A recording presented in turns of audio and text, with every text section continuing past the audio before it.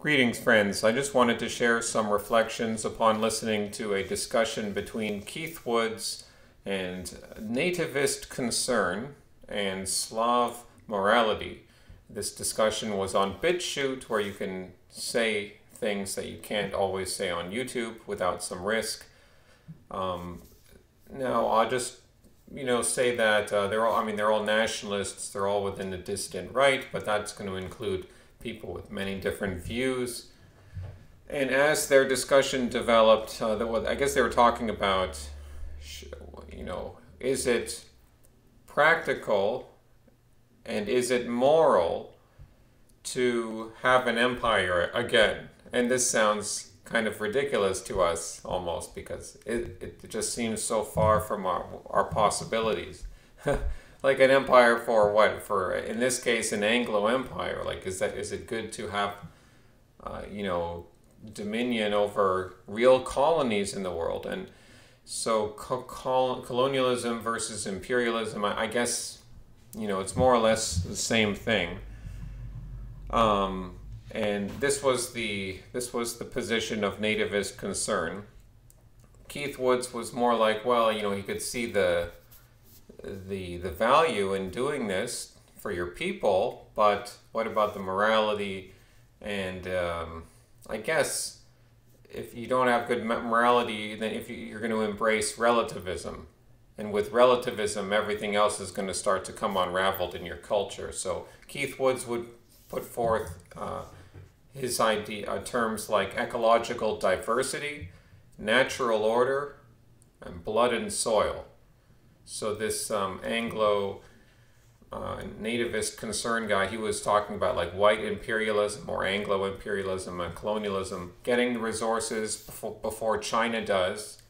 He uses the term Aryan. He's almost like, whoa, these guys really exist. Like he calls himself a fascist, but then he was seemed to be more on the model of the National Socialists in Germany in the 30s, but as I've discovered recently, they weren't even really that fascist. It was the Italians, and to an extent the Spanish, who were more of the real fascists. I mean, I guess it depends on what scholar you talk to, but I mean, like how, and then there's the question of like, oh, they're a third option.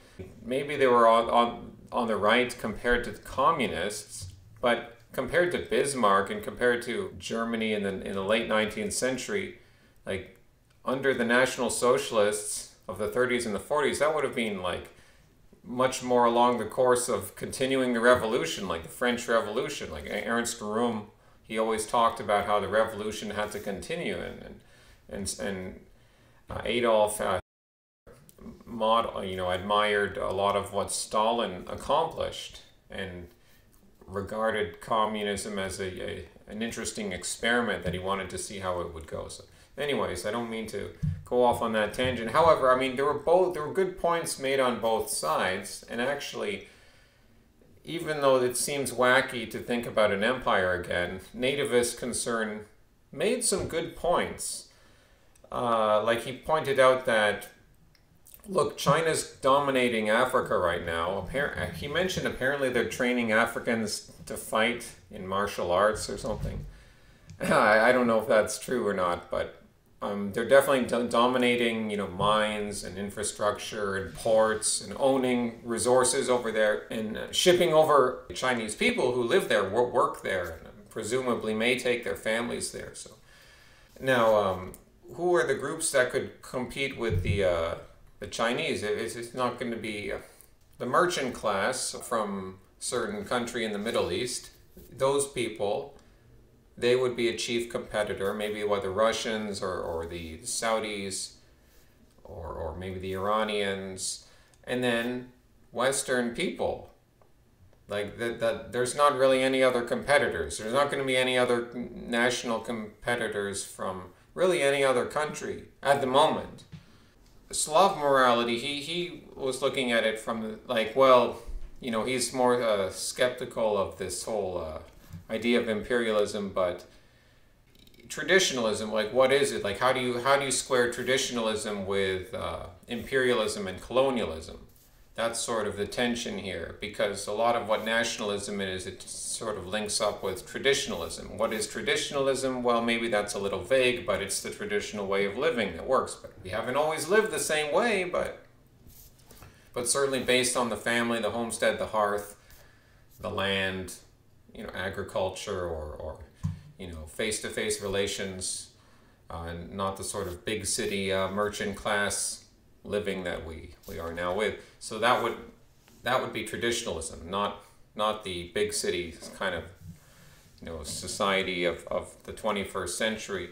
And Slav morality said, is it even possible to have a reversal of caste? Because in the caste hierarchy of our own society, the merchants are on top right now, and to bring like a priest class and a warrior class back, but we don't really have that. We don't have any real priest class anymore, or warrior class. I mean, maybe you can say in some functions, but not explicitly. We don't have that anymore. These are very complicated questions, but basically Africa is in a very sorry position. Someone's going to dominate Africa. That's kind of like the being practical about it. Like, a lot of Christians cannot consider that race is a real factor, IQ is a real factor. Now, I don't believe that they're the only sole determining factors in whether a part of the world is going to be dominated by another part of the world, but it is an important factor. Race, IQ, these sorts of things.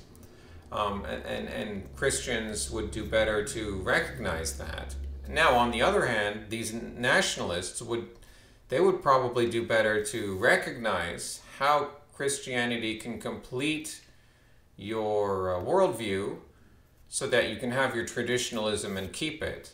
Because I think that's where, because Keith Woods and Slav morality weren't willing to go there, and I mean, I don't know, maybe they've said that in different videos, but in what I listened to there, they weren't.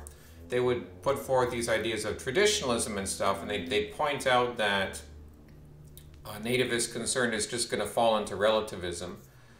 But he could have he could have won the debate. He could have called them out and said, well, like, how do you justify your worldview? Like, what's the natural order? I mean, the natural order, if you don't explicitly have the Christian God, then good luck trying to justify this abstract natural laws and natural orders. Like, it'll slowly fall apart.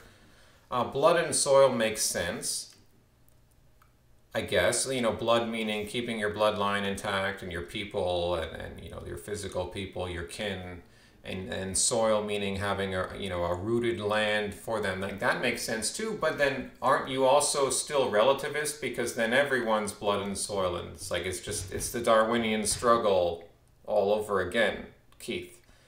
So you're still being kind of relativist, because if you're talking about ecological diversity, I mean, that's kind of like just this biological, scientific, like that's fine, but it's not going to ultimately ground your worldview. So they're all kind of being relativists, and if you are being relativists, then you can justify empire. But you see, the thing is, there's always going to be an empire. What I would have said to them is, look at this from the Muslims or the Christians or the Hindus or the Sikhs or the Jews.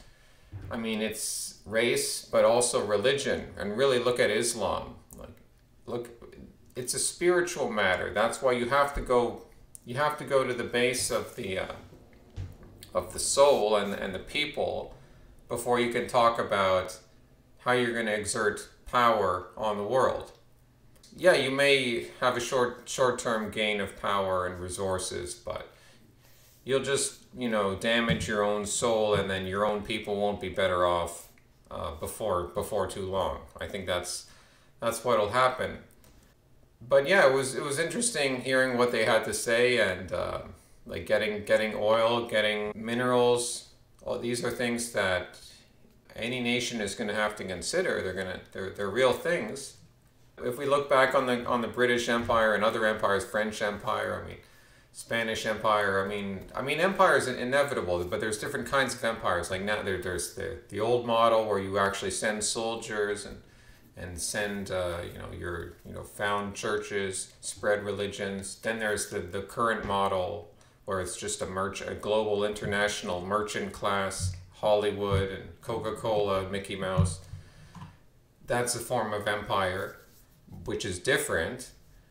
But there's always going to be some domination. See, so my point that I'm trying to make is I'm not totally against the idea of empire, because you can never run away from that, but you have to be doing it grounded within the right foundation. Otherwise, you're just going to destroy yourself. When it comes to my own development of thinking about colonialism and imperialism, of course, when I would have been in university, I would have taken the liberal viewpoint that, oh, colonialism was automatically bad. Then I traveled some more in the world, traveled and lived in developing countries, saw how the British Empire had impacted these countries, and it seemed like there were, and from what I learned more about history and even from talking to some people in these countries, and it's learning that, oh, actually, well, the standard of living did go up. I mean, I know that's kind of relativist, like, there were different, medicine improved and certain things in the economies developed. At the same time, no people likes to be ruled by another people. However, there's different forms of rule. I mean, the British might not have been as boots on the ground as the French were. They were more just like working with the tribal elders, and there weren't really too many white men in Africa. Like, I don't think the average African would have even seen a white person. Apart from South Africa, there wasn't a large white migration to Africa for just reasons of environment. We really can't live there. Most of us can't, just for the environmental reasons. But so anyways, I thought that, and so then I was like, oh, more like empire was not a bad thing. But then, recently I've seen now, the British Empire was based on debt, which wasn't very nice for anyone. And really, it was the same sort of imperial process that was enslaving white Britons at home. And, Americans, Canadians too, eventually, like becoming enslaved in the same system based on capital. So so Keith Woods would understand that. He talks a lot about that kind of stuff. Certainly from the 1600s, 1700s onwards, that's when this new sort of global empire emerges. And we benefited from it, but then we also got enslaved by it at the same time. I don't mean literally enslaved, but, financially enslaved. I mean, there was real slavery too, of course, indentured labor and all that stuff. But then again, America being founded, I mean, that depended on displacing the Native Americans to an extent, but then the Native Americans, they weren't exactly, I mean, a lot of them were mobile and nomadic. It wasn't exactly the same thing as, replacing a densely populated area, but I mean, so they just keep spiraling and spiraling, and then there's always the practical question and there's the moral question, and it was an interesting discussion to listen to. Hasta luego, amigos!